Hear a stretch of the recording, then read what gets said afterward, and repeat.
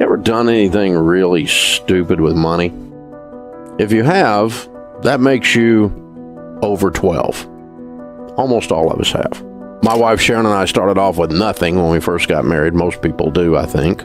And I started buying and selling real estate, and I got rich. By the time I was 26, I was a millionaire, making $250,000 a year. But I had done stupid. I borrowed too much money. Bank got sold to another bank, and some guy in another city looked down and said, there's a kid 26 years old, owes us millions of dollars. Let's limit this relationship, which is banker talk for ruin his life. They called our notes, and we spent the next 2.5 years of our life losing everything we owned. We were sued, we were foreclosed on, and finally we were bankrupt. I do everything backwards when I was becoming wealthy.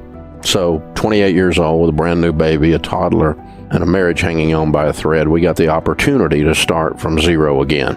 Only I had to figure out how money works. Not what your broke brother-in-law's opinion is, how money really works. And I talked to old rich people. I didn't want to talk to young rich people. I'd been him. I didn't want his opinion.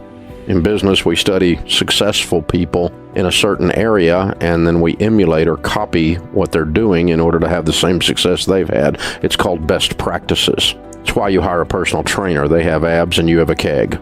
They know something you don't know. They do something you don't do.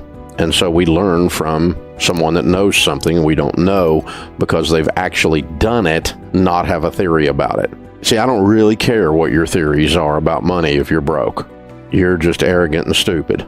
You live in your mother's basement and you write a money blog. Nobody cares what you think. Dave Ramsey doesn't understand the power of credit cards. Oh my God. Really, after 30 years, you're still writing that stuff? You've got to be kidding me. So we learned how to handle money. And we learned that money really is fairly simple. It's just hard to do. There's only about 4 or 5 things you got to do to win. You have to live on less than you make. You need to live on a plan, a written budget. You need to get out of debt, because when you don't have any payments, you have money. Your most powerful wealth building tool is your income. You've got to learn to save and invest. And you can't do that when you're in debt, don't have a plan, and don't live on less than you make. You know why people don't put money in their 401k and their Roth IRAs? Because they don't have any money, because it's all going out the door in stupid butt car payments. And Sally Mae's got her own bedroom at your house because she's lived there for so long. This is pretty simple stuff, guys.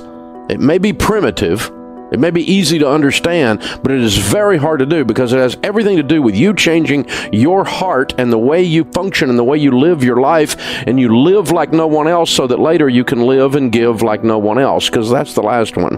There's a high correlation in all of our data between people who win with money and those that are generous.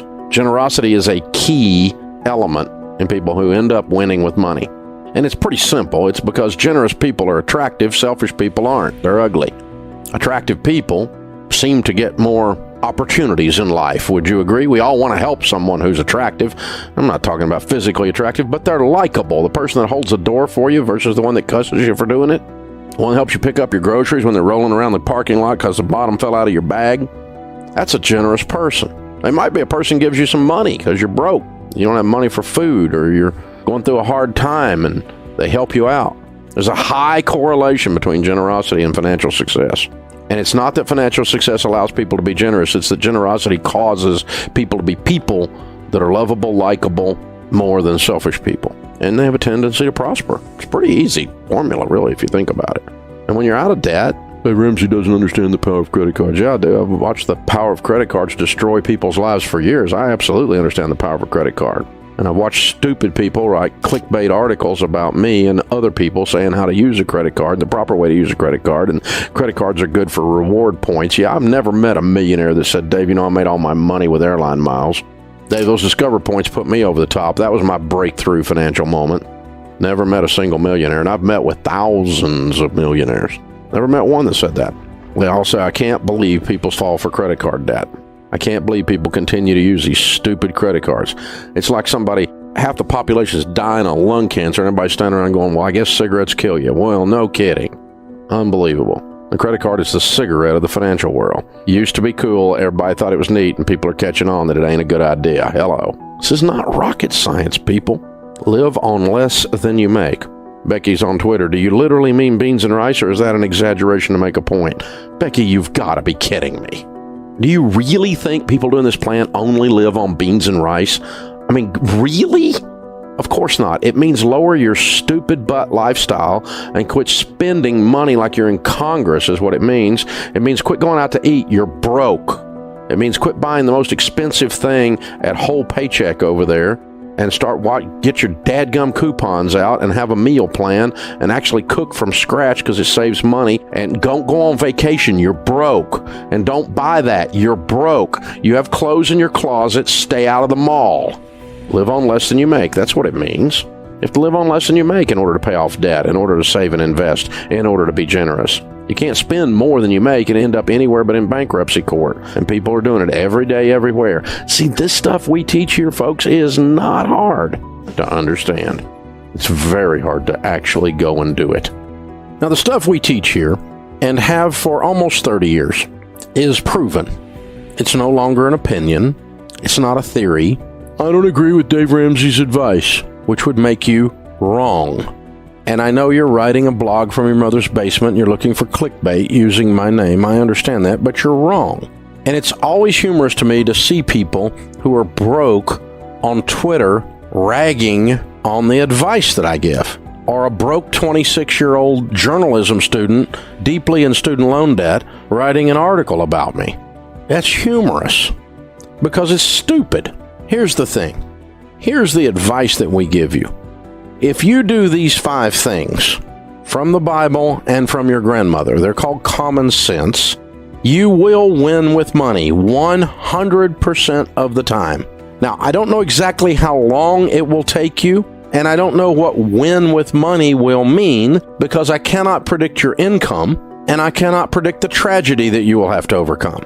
But subject to your income to tragedy ratio, to the extent you do these 5 things, you will win with money. You will become wealthy in North America if you will do these 5 things over and over again. Number 1, you need to have a written plan, a budget. Jesus said, don't build a tower without first counting the cost, lest you get halfway up and you're unable to finish, and all who see you begin to mock you and say, this man began to build and was unable to finish. No one accidentally wins at anything.